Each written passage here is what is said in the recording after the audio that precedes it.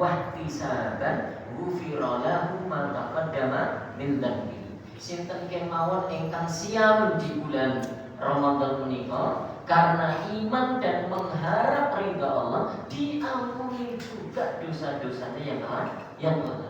Di hadis lain Nabi bersabda, Ramadan ila Ramadan kafaratun lima bainahuma. Dari satu Ramadan ke Ramadan yang lain itu menjadi pembersih, itu menjadi kafarat, penggugur dosa-dosa yang ada pada diri kita. Bapak dan Ibu dirahmati Allah, siapa di antara kita ini yang nyonsen merasa tidak punya dosa? Kita ini semuanya nyonsen, semuanya hamba-hamba yang dosa, pendosa. Cuma beda saja dosa kita ini. Kita ini cuma beda dalam memilih dosa. Setiap kita punya dosa, baik yang besar maupun yang kecil, baik yang disengaja maupun yang tidak disengaja, baik yang dilakukan terang-terangan di hadapan orang-orang atau dosa yang juga kita takut-takut sebenarnya ketahuan orang. Kita ini semuanya hamba Allah yang penuh dosa.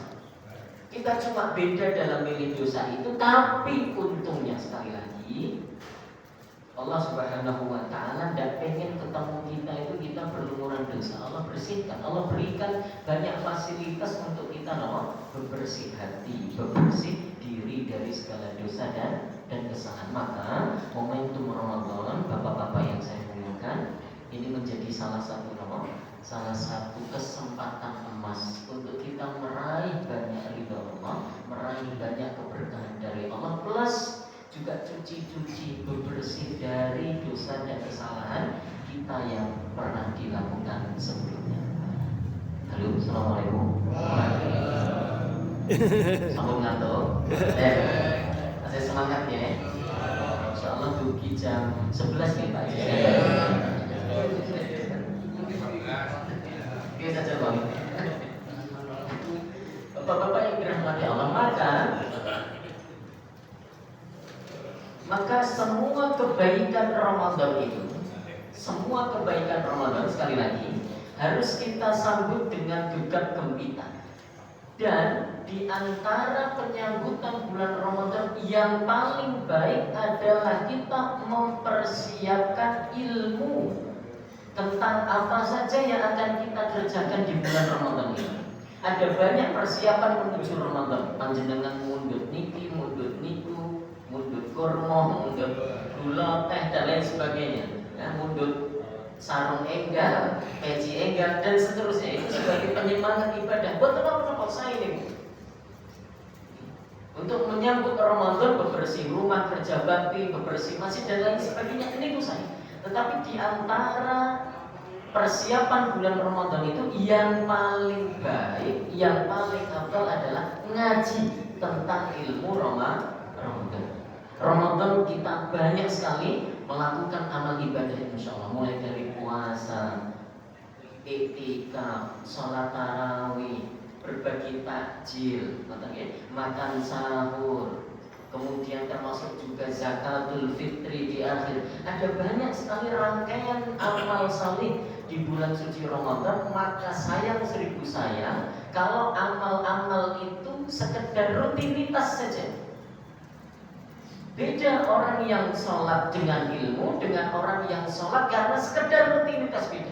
Sebagaimana tadi dijelaskan Ustaz Joko, beda juga orang yang mau Quran, gerotal geratul, dengan orang yang mau Qurannya leres, benar, sahih, mahir, beda nilai. Sama-sama dapat kebaikan, tapi nilainya berbeda. Nah begitu juga amal-amal yang menjadi amal tahunan kita di bulan Ramadan. Mari kita tingkatkan kualitasnya dengan mengkaji ilmunya. Mari kita kaji fikih puasanya, fikih tarawehnya, fikih zakatul fitrinya, fikih iktikafnya, fikih sholat idul fitrinya. Yang semua ilmu ini diharapkan akan menambah kualitas ibadah kita. Maka Bapak dan Ibu yang dirahmati Allah, izinkan saya pada malam hari ini untuk nyicil bab ini. Nyicil bab yang paling utama di bulan Ramadan kan puasa nih. Nyicil bab fikih puasa. Dan ya, Bapak dan Ibu yang dirahmati Allah, sekedip mawon ini panjenengan kagem panjenengan ini murojaah saja, mengingat kembali saja. Karena insya Allah kita sudah pintar dalam amalnya, tapi sekali lagi ini untuk murojaah bersama.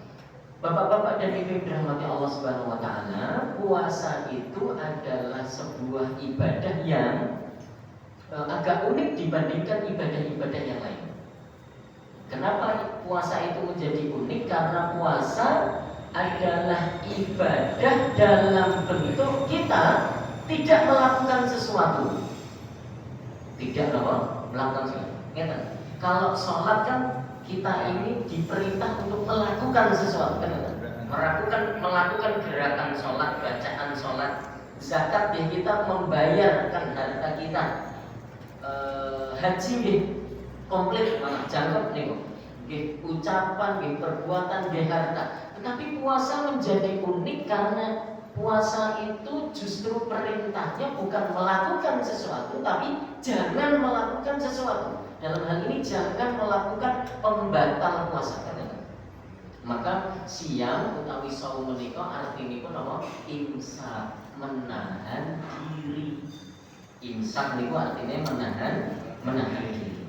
Nah, menjadi unik juga ibadah puasa itu karena ini nyuwun sewu mungkin adalah satu-satunya ibadah yang tidak bisa kita pamerkan, yang tidak bisa kita sombongkan. Kalau sholat, bapak-bapak yang sewu, sholat itu masya Allah sakit kita sombongkan, sakit kita pamerkan.